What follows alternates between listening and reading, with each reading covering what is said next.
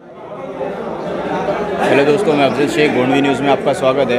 अभी हम खड़े हैं थाने के ग्रंथालय में, जहाँ पे थाना में आप देख रहे हो किस तरह से पूरे थाना में डिजिटल बोर्ड के नाम पे भ्रष्टाचार किया जा रहा है। इसके बारे में आपको दिखाएंगे कि बोर्ड की एक्चुअल कीमत क्या है और किस तरह से इसका जो भ्रष्टाचार डिफरेंस अमाउंट है।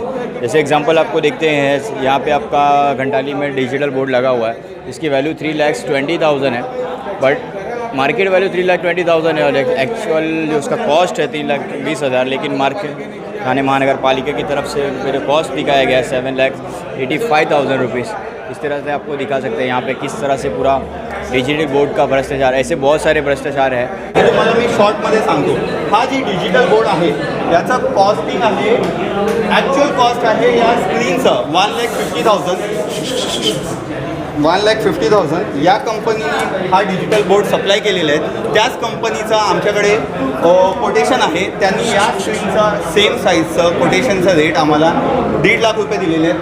पण जर यांचे कोटेशनमध्ये बघितलं ना तर याचा खर्च per square feet 4,800 rupees per square feet आहे। यांनी 23,000 रुपये पर स्क्वेअर फीटचं रेटने लावलेले आहेत। आता याचा खर्च जर तुम्ही बघितला नाही, या बोर्डचं आणि या बोर्डचं दोघांचं बोर्डचं खर्च आहे सेमच आहे, पण त्याच्यामध्ये महानगरपालिकेचं यांचं हा नगरसेवक निधीतून आणि या नगरसेवक निधीतून बघा तरी ते डिफरन्स आहे 7 लाख रुपीज आणि 7,85,000 रुपीज। याचा पूर्ण कन्स्ट्रक्शन करायचं ना मॅक्झिमम विथ 15% प्रॉफिट मार्जिन जरी पकडलं ना तरी 3,20,000 रुपयेपेक्षा जास्त जाणार नाही आहे। एवढाच खर्च आहे आणि मधला जे गॅपचं पैसे आहेत हे कुठे जात आहेत हे कोणाला माहीतच नाही आहे। म्हणजे हे अदृश्य हात हे पैसे कुठे खेचून जात आहेत हे कोणाला आयडियाच नाही आहे। आणि याच्यामध्ये हे सगळे काम जे आहेत ना डिजिटल बोर्डचं, हा कोविड काळात केलेले आहेत। कोविडमध्ये आपल्याला कुठलीही गोष्टीची गरज होती आणि हे लोक नगरसेवक आणि याच्यामध्ये काय माहिती देत आहेत हे स्वतःचा फोटो। आता हे केसर मिल जंक्शनमध्ये जे लाईट हे लावलेले आहेत ना, जर तुम्ही त्या एक अराउंड 9:30 किंवा 10 वाजता तुम्ही जात असाल ना तर लाईटचा फोकस एवढा डोळ्यात तुम्हाला येईल ना, तुम्हाला ड्राईव्ह करताना हा खूप प्रॉब्लेम क्रिएट करतो। ज्येष्ठ नागरिक तक्रार करतात की आमच्या डोळ्यांना त्रास हो एक्झॅक्टली। आणि याचा खर्च आणि याचा खर्च बघा, आता याच्यामध्ये फॅब्रिकेशन वर्क किती आणि याच्यामध्ये फॅब्रिकेशन वर्क किती आहे, पण रेट दोघांचं सेम आहे। म्हणजे कुठेही काही आणि यांचं आहे ना वेगळंच एक कॅल्क्युलेशन असतं। म्हणजे ज्या गोष्टी की याच्यामध्ये लागणार नाही आहे ना ते पण याच्यामध्ये उल्लेख केलेलं असतं।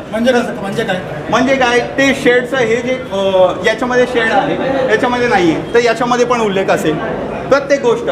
आता डिजिटल बोर्डचं आपण एक्झाम्पल म्हणून हे एक हा बोर्ड डिजिटल बोर्ड, तर हे सर्वात इम्पॉर्टंट बोर्ड आहे। आता याचा खर्च आहे ना मॅक्झिमम 1,20,000 1 लाख रुपयाचा हा बोर्ड आहे डिजिटल बोर्ड। सर्वात महाग वस्तू याच्यामध्ये जे लागणार आहेत ना तो डिजिटल बोर्डचा आहे, बरोबर।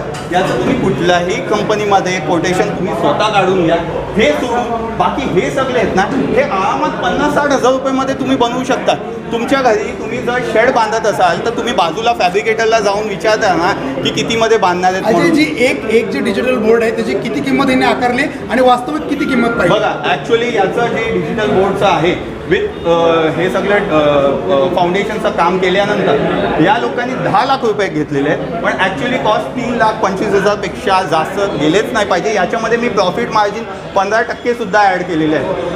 सर, आपण जो आरोप करताय की हा जो हा तंतोतंत माहिती आपल्याकडे आहे। हो बघा ना, प्रत्येक गोष्ट RTI माध्यमातून मी काढलेले आहेत आणि जर तुम्हाला या कंपनीचं जर कोटेशन पाहिजे असेल तेही मी देतो तुम्हाला। त्याच कंपनीचा सेम ज्या P6 क्वालिटीचा तो डिजिटल स्क्रीन आहे ना तोच याच्यात आपल्याकडे कोटेशन आहे। ठाण्याच्या विविध भागामध्ये डिजिटलचे आपल्याला भले मोठे बोर्ड आपल्याला जे लावलेले दिसतात त्याच्यामध्ये अंदाजे किती भ्रष्टाचार आहे, टोटल कितीचा भ्रष्टाचार वाटतो? हो आता माझ्याकडे ना 60 फाईल्स आहेत डिजिटल बोर्डचं। म्हणजे 60 बोर्डमध्ये प्रत्येकाचा अंदाज लावा ना सर किती आहे, 3.5-4 लाख रुपये म्हणजे किती झालेत, 2.5-3 कोटी। हे खूप मोठा भ्रष्टाचार आहे। आता कसं आहे, मी या विषयावरती 6 महिन्यापासून काम करत असताना मला हे समजून आलं की अजून माहिती काढता काढता याच्यामध्ये अजून लोकांना आहे ना मला त्रास झाला आहे, म्हणून ते मला अप्रोच करायला बघत होते।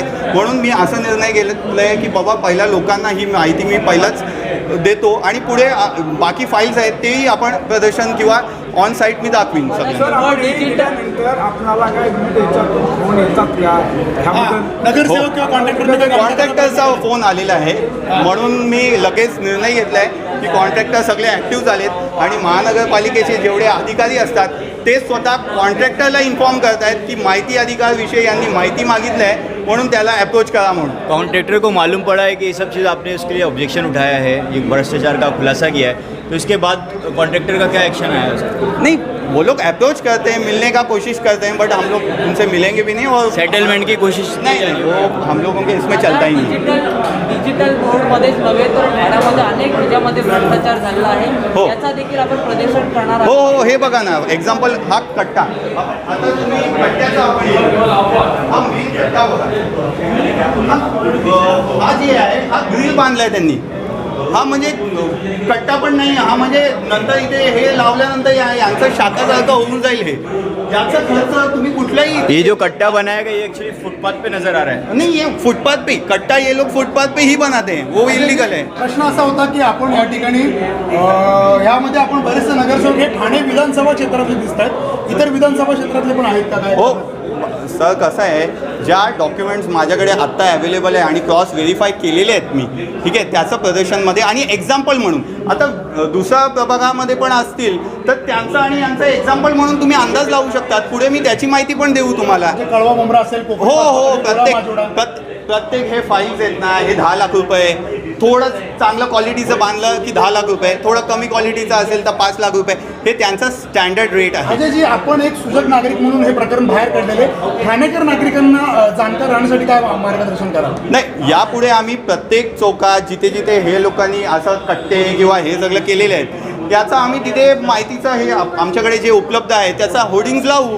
ते लोकांना माहिती पडेल की बाबा ॲक्च्युली हे किती खर्चामध्ये बनवलेले आहेत ते स्वतः त्यांचे नगरसेवकला जाऊन विचारतील. लोकप्रतिनिधी आहेत ना त्यांना जाऊन ते विचारतील आणि हे सगळं मोस्टली जे कामं केलेले आहेत ते कोविड काळात केलेले आहेत तर त्यांना ते विचारा कोविडमध्ये तुम्हाला ही गरज होती का? ही तर समजा थोडं पहिला केलं असेल 2018 किंवा 19मध्ये आणि हे बघा सर हे तुम्हाला वाटतं का हे फक्त शेड आणि हे लावायचं 4 लाख रुपये खर्च होऊ शकतं?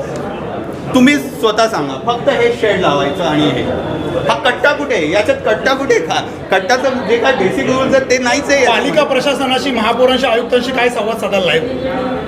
आता सगळेच इन्व्हॉल्ड आहेत त्यांच्याशी काय आपण हे सांगायचं. आता जे काय असेल हे लोकांनी निर्णय घेतला पाहिजे. माझं म्हणणं आहे लोकांनी हे डिसाईड केलं पाहिजे एवढं भ्रष्टाचार हे लोक करत असतील ग्रँटेड घेतलं नाही पाहिजे की बाबा हां ठीक आहे भ्रष्टाचार होतोय तर होतोय आता पण हे मी क्लिअरली त्यांना दाखवतोय. पण ज्या ज्या लोकांना जर असं वाटत असेल तर त्यांनी माझ्याकडे संपर्क करावे मी त्यांना डॉक्युमेंट सकट ते पुरावे त्यांना देऊ. आपण एक्झाम्पल म्हणून सोबत काय नागरिक बोला. मी मानपाड्यावरून आलेलो आहे. आमच्या इथं भरपूर ठिकाणी या असे सुशोभीकरणाच्या नावावर फाईल टाकतात. काल बी आम्ही त्या न्यूज चॅनलला बोललेलो आहे की अशा पद्धतीने भरपूर कामं चालू आहेत. याला आपण गेलं पोखरण रोडला 2 नगरसेवक आहेत याही बाजूला त्यांचं सुशोभीकरण केलं आहे इथं बी सुशोभीकरण केलं आहे. तुम्ही सुशोभीकरण करता पण गल्लीमध्ये जाऊन बघा लोकांना राहण्याची व्यवस्था बरोबर नाही पायवट बरोबर नाहीत गटारी सगळ्या वाहतात ह्याच्याकडे कुठलंही लक्ष नाही. आणि नगर स्मार्ट सिटीचा घाट घालताय काय नाही हा स्मार्ट सिटी फक्त नावाला आहे. झाली पाहिजे पण स्मार्ट नाही स्मार्ट सिटी आहे नावाखाली हे फक्त लूट चालू आहे. फक्त लूट कुठलंही व्यवस्थित होत नाही. जिथं तिथं स्मार्ट सिटी म्हणतात आणि हे फक्त हे का स्मार्ट सिटी आहे का? हे जे सुशोभीकरण करण्याचं हे स्मार्ट सिटी म्हणू शकत नाही कारण लोकांना अवस्था बेकार आहे राहण्याची सोय नाही. आणि 4-4 नगरसेवक आहेत ह्याच्याकडे गेलं तर तो म्हणतो माझं एरिया नाही तो म्हणतो माझं एरिया नाही. पण एरिया असताना ज्यावेळी इथं लाईन पडते त्यावेळेस इथं जी सुशोभीकरण करतात आणि इथेही सुशोभीकरण त्यांचं चालू आहे.